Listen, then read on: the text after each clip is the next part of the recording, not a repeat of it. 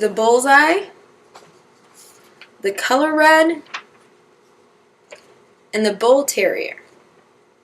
These are all obvious ways that Target consistently communicates their presence. Hi, I'm Hannah Strachan. I interviewed Mark from Target Corporation. He is a senior staffing specialist who focuses on bringing in top talent to join the Target team. Effective communication is highly important in his role because he wants to give the potential candidates the best Target brand experience when going through the interview process. There are 3 points that I found both extremely interesting and relevant. One of the first points Mark made was that being an effective communicator is absolutely necessary for being successful at a large corporation. When working for somewhere like Target, they are going to be heavily focused on continuous growth and development in their employees' current role, but even more so for their future career moves within Target. If an employee is unable to communicate effectively, they not only jeopardize the success in their current role, but they will remain stagnant in their career path. One of the best ways to communicate this is to be clear in what you desire from others around you, as well as clarifying with others what they desire from you. Another main point Mark hit on was why effective communication is so important in his specific role of working with clients and candidates who are wanting to join the Target team. It is important to be an effective communicator in his job because the candidates depend on him to provide them with the correct information to become a successful candidate at Target. Target also depends on Mark to provide enough information to the interviewers so that they can bring in the best qualified candidates.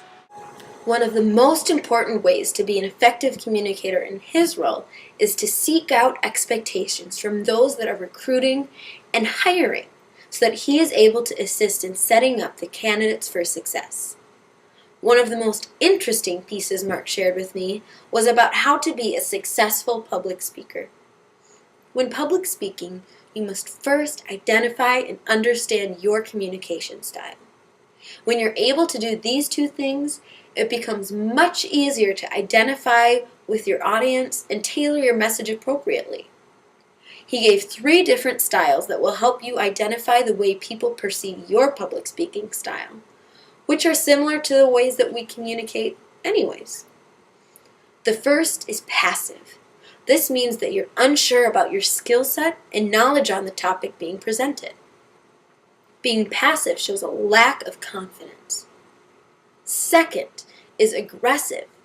Having an aggressive style gives off the impression of arrogance and that you're unwilling to hear or acknowledge an opposing view.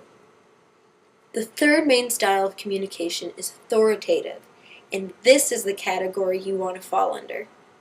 When presenting in an authoritative manner, you go in confidently with an informed opinion. When challenged or questioned, you remain confident in your stance while making yourself available to listen and hear conflicting standpoints.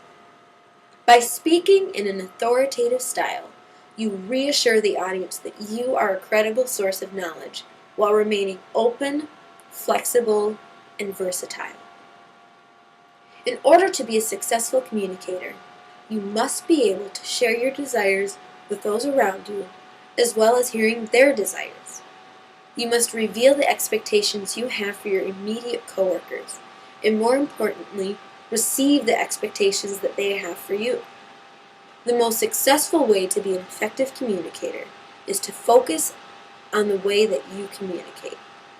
Take the gifts you feel you have and pair them with the weaknesses you might have, and turn that into competent, successful communication. Always keep an open mind and a strong, genuine desire to learn. This way you're sure to be successful.